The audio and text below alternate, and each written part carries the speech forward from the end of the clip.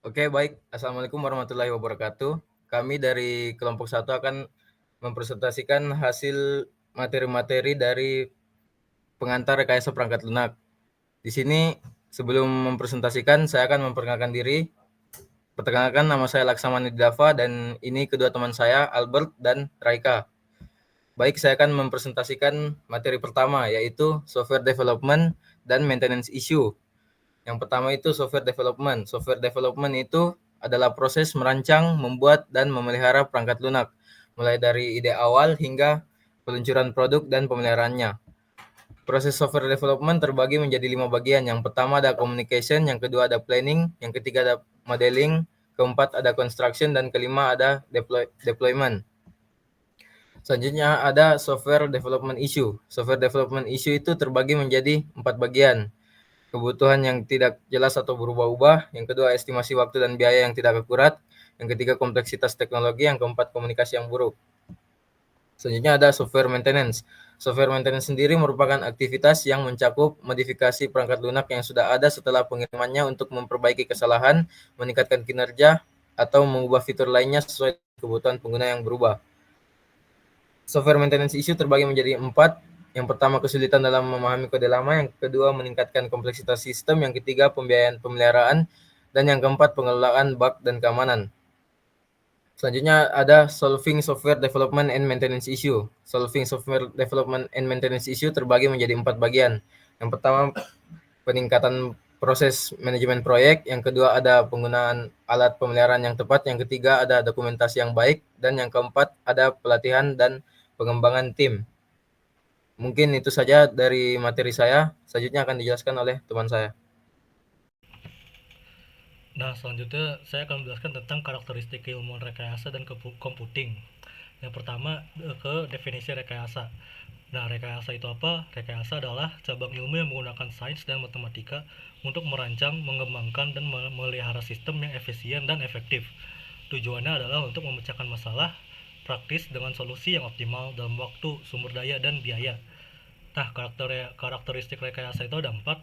Yang pertama ada problem solving, desain dan inovasi, penerapan praktis, dan akurasi dan kepastian.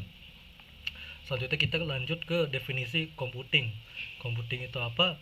Computing adalah disiplin ilmu yang mempelajari teori, pengembangan, dan aplikasi dari perangkat lunak dan sistem komputer.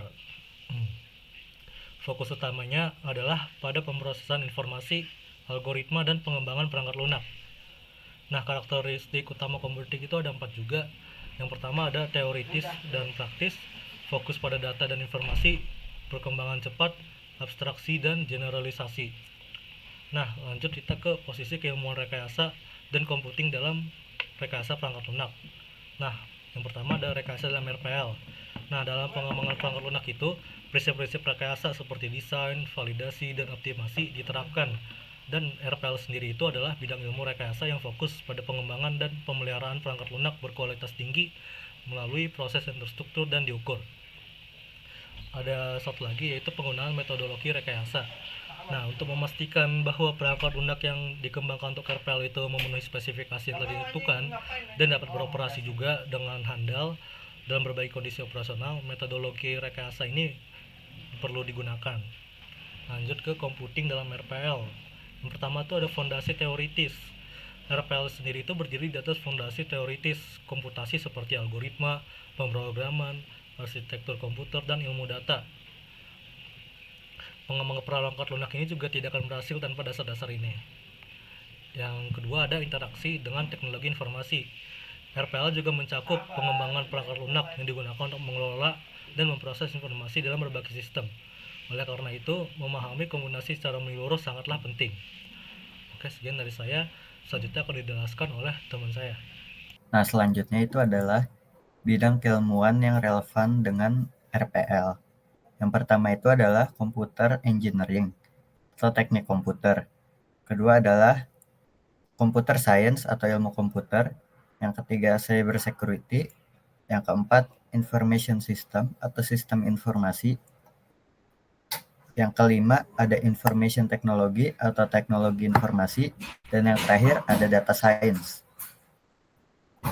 Nah, selanjutnya itu adalah peran RPL dalam pengembangan dan pemeliharaan perangkat lunak.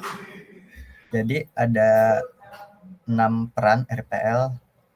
Yang pertama itu adalah requirement analysis, yang kedua adalah software design, yang ketiga implementation, yang keempat testing, yang kelima maintenance, dan yang terakhir itu adalah manajemen. Ya, mungkin sekian materi dari saya. Ya, baik, mungkin itu saja dari kelompok kami. Lebih dan kurangnya mohon dimaafkan. Wassalamualaikum warahmatullahi wabarakatuh.